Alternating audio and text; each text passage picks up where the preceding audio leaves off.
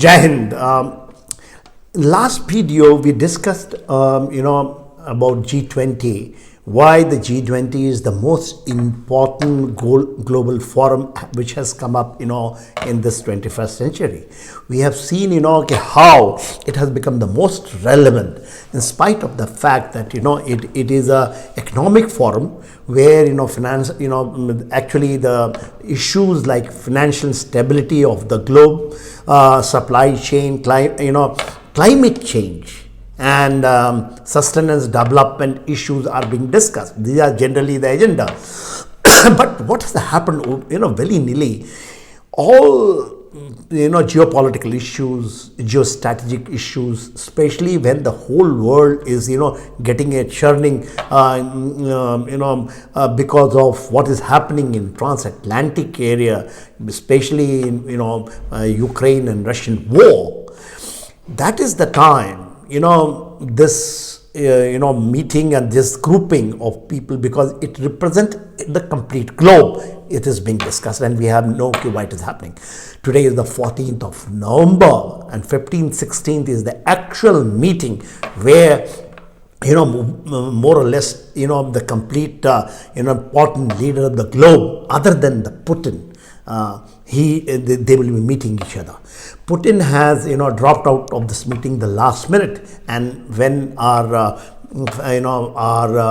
foreign minister, Dr. Jaishankar, was there in Russia for the meeting over there, and probably it has, he has from there also he's spoken 2, 3, 4 aspects concerning, the globe. First thing, he spoke about that this is not the time or era of war. The same repetition what the Prime Minister Modi did it in SCO Mate at Astana, and he has told Putin on this. But at the same time, Putin, Modi has also been scoring, and in the India and also our foreign minister is scoring that the concern of any nation, especially on the security dimension, geopolitical dimensions, it can't be sidelined by a hegemonic, grouping by someone, and that's why, the world has to be not only a bipolar or a unipolar, or it has to be a multipolar. And the word multipolarity, multi-alignment, it has come from, Dr. Jaishankar from there, just before this G20, and which is very, very important. What does it mean? When a unipolarity is pulls, then one is pulling the whole world, the globe, to one direction. When bipolarity is there, basically there is a stretch in 2 different directions. When a multipolarity comes, then the forces works and there is a stability, and that is the exactly, because the pull and pressure will give you the stability, and the globe will have some semblance of, international norm, law, whatever you can say, the agreements on which it will move. So India is working in that direction, and the world have realized it will also come with that India's stance of not non-alignment. Non-alignment has been taken as a something that is escapist way of looking at it. But now when the strategic autonomy, we have the autonomy. Everyone should have the autonomy. No one should dictate what should other do. They should do it. They should responsible of doing something which is not against the global norms. No one should become the master. India also doesn't want to become the Bishwa Guru. That concept is in India. India is talking about Bishwa. Bishwa is a whole, and it is like a kutum. It is like one family, and we should act like that. And now the world started noticing what exactly we are saying. Backdrop, it is happening. The thing is now coming back to G20.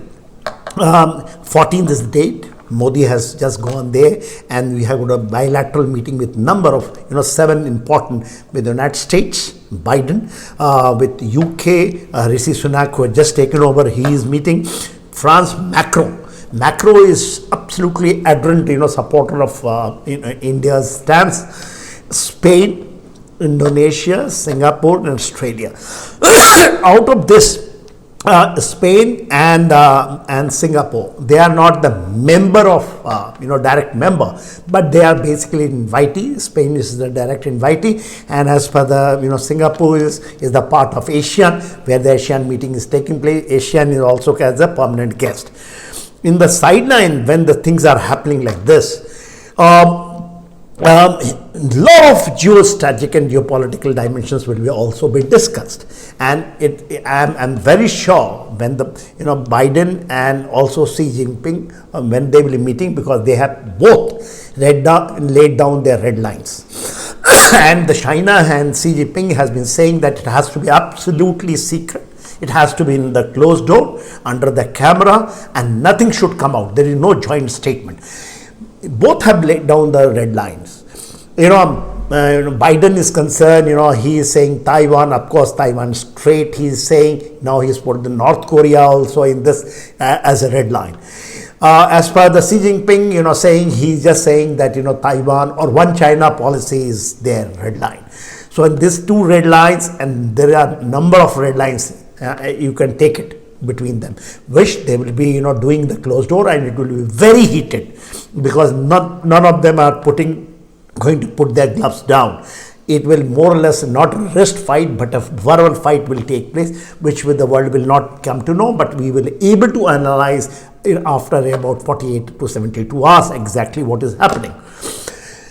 This is the backdrop. This is the backdrop of the meeting. There are a lot of things that have been lined up, in a lot of issues which is going to come up, which has a strategic significance. We will be discussing all this thing in the next video. Thank you. Thank you, General Sinha, for your in-depth analysis. Viewers, if you've enjoyed this video and wish to see more such videos, click on the subscribe button given below.